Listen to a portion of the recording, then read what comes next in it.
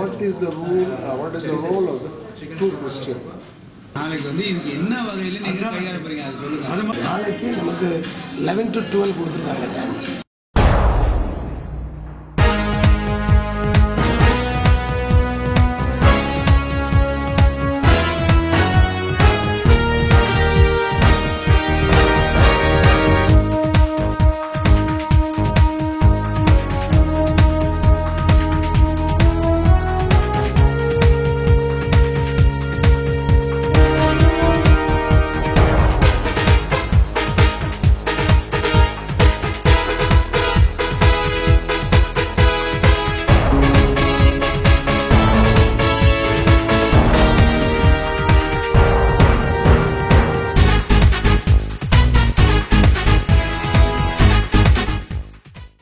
நேசிக்கிற நல்ல ஆண்டவரே, உலகத்தை ரட்சிக்க வந்த மகா பரிசுத்தரே, இந்த நாளிலே உமக்கு விரோதமாகவும் எங்கள் மனதை காயப்படுத்துவதற்கு விரோதமாகவும் எழுந்தின எத்தனையோ எங்கள் உணர்வுகளை பாதித்த வார்த்தைகளை எதிர்த்து கண்டித்து நாங்கள் செய்ய போகிற இந்த போராட்டத்தை கலந்து கொள்கிற அத்தனை பேரையும் கொண்டு வாரும். எங்களுக்கு உதவியா இருக்கிற காவலர்கள் மற்றும் அதிகாரிகள் எல்லாருக்காகவும் உமை நோக்கி மன்றாடுகிறோம். தொடர்ந்து இந்த போராட்டம் முடிகிற வரைக்கும் உடைய பிரசனம் பாதுகாப்பு எங்களுக்கு தந்து நீர் வழி நடத்தும். ஆசீர்வதியும். இயேசு கிறிஸ்துவின் நாமத்தில் வேண்டுகிறோம் பிதாவே, ஆமென். ஆல் இந்தியா ட்ரூ கிறிஸ்டியன் கவுன்சிலின் தோழர்களே, இயேசு கிறிஸ்துவுக்கு ஏற்பட்ட அவப்பெயர் மத சுதந்திரம் உள்ள இந்த நாட்டிலே, பல மதத்தினர் வாழ்கின்ற இந்த நல்ல நாட்டிலே உலக ரட்சகராகிய இயேசு கிறிஸ்து எத்தனையோ கோடான கோடி மக்களுடைய நம்பிக்கையும் உயிருமாகிய இயேசு கிறிஸ்துவை பற்றி கடந்த நவம்பர் மாதம் 13ஆம் தேதி தி Hindu, the Times of India, Eenadu இப்படிப்பட்ட சில பத்திரிகைகளிலே வந்த செய்தி என்னவோ தெரியுமா? இயேசு கிறிஸ்துவானவர் திருமணமானவர் என்றும், அதுவும் அவர் ஒரு வேசியை திருமணம் செய்து கொண்டார் என்றும், பிள்ளைகளை பெற்றார் என்றும், இப்படியாக இல்லாத பொல்லாத வார்த்தைகளை எல்லாம் எழுதியிருக்கிறார்கள்.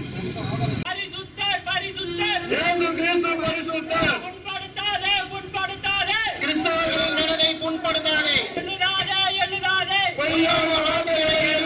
பரிசுத்தர் பரிசுத்தர் இயேசு கிறிஸ்து பரிசுத்தர். எழுதாதே எழுதாதே பொய்யான வார்த்தைகளை எழுதாதே. விவாகமானவர் அல்ல. புண்படுத்தாதே புண்படுத்தாதே. கிறிஸ்தவர்களின் மனதை புண்படுத்தாதே. காயப்படுத்தாதே காயப்படுத்தாதே. கிறிஸ்தவர்களின் உணர்வுகளை காயப்படுத்தாதே. கிறிஸ்து இல்லாவிட்டால் கிறிஸ்து இல்லாவிட்டால் இல்லை. எழுதாதே எழுதாதே பொய்யான வார்த்தைகளை எழுதாதே. கிறிஸ்து இல்லாவிட்டால் இல்லை. எந்த ஒரு செய்தியையும் நாளிதழ்கள் தங்களுடைய பத்திரிகை சுதந்திரம் என்கிற ஒரு காரியத்தை உபயோகப்படுத்தி பிரசரிக்க கூடாது. The Hindu, Times of India, Eenadu ஆகிய இந்த பத்திரிகைகளிலே நீங்கள் எந்த ஆதாரத்தை கொண்டு வெளியிட்டீர்கள் என்பதை நாங்கள் கேட்கிறோம். இயேசு கிறிஸ்து மெய்யான இரட்சகர் என்றும் மகா பரிசுத்தம் உள்ளவர் என்றும், ஒருவரும் சேரக்கூடாத ஒளியில வாசம் பண்ணுகிறவர் என்றும், ஒருவரும் குற்றம் சாட்டப்படாதவர் என்றும் இந்த வேதத்தில் எழுதப்பட்டிருக்கிறது. இந்த 3 பத்திரிகைகளிலே வெளிவந்த இந்த அவதூறான காரியங்களுக்கு எங்களுடைய கடுமையான கண்டனத்தை நாங்கள் தெரிவித்துக் கொள்கின்றோம். சரித்திரத்திலே பிரதமங்க முద్రించింది பைபிள். முதலாக முத்திரிக்கப்பட்டது வேதம். கிறிஸ்தவர்களை கொச்சைப்படுத்தி கிறிஸ்தவர்களை சீண்டி பார்ப்பதே சிலருக்கு ஒரு தொழிலாக, சிலருக்கு ஒரு வேலையாக காணப்படுகிறது. அவர் பரிசுத்தமாக வாழ்ந்தார், அவர் பாவம் அறியாதவராய் வாழ்ந்தார் என்று பரிசுத்த வேதாகமம் சொல்லுகிறது.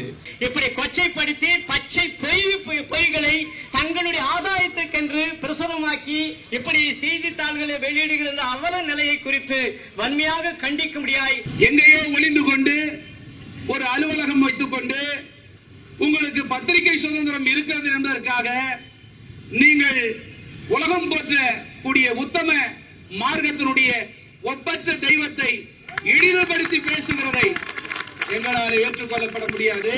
250 கோடி ஜனங்களை நீ டச் பண்ணியாக்க. மத்திய சுவிசேஷம் 21ஆம் அதிகாரம் 44ஆம் வசனம் சொல்கிறது, நீ நொறுங்கி போவாய். All India true Christian council அவருடைய மூலையாக இருக்கின்ற Bible open university India director சேஷாமி பிடி சுந்தரம் அவருக்கு பைபிளை கற்றுக்கொண்ட நாங்கள் இயேசு கிறிஸ்துவானவர் ஒரு திருமணமானவர்கள், அதுவும் அவர் ஒரு தேசிய திருமணம் செய்து கொண்டு பிள்ளைகளை பெற்றார் என்று சில பத்திரிகைகள் வெளியிட்டிருக்கிறது. கடந்த நவம்பர் மாதம் 13ஆம் தேதி இயேசுவானவரை பற்றி இப்படியாக கொச்சையாக பேசுவது எந்த விதத்திலும் ஒத்துக்கொள்ள முடியாது.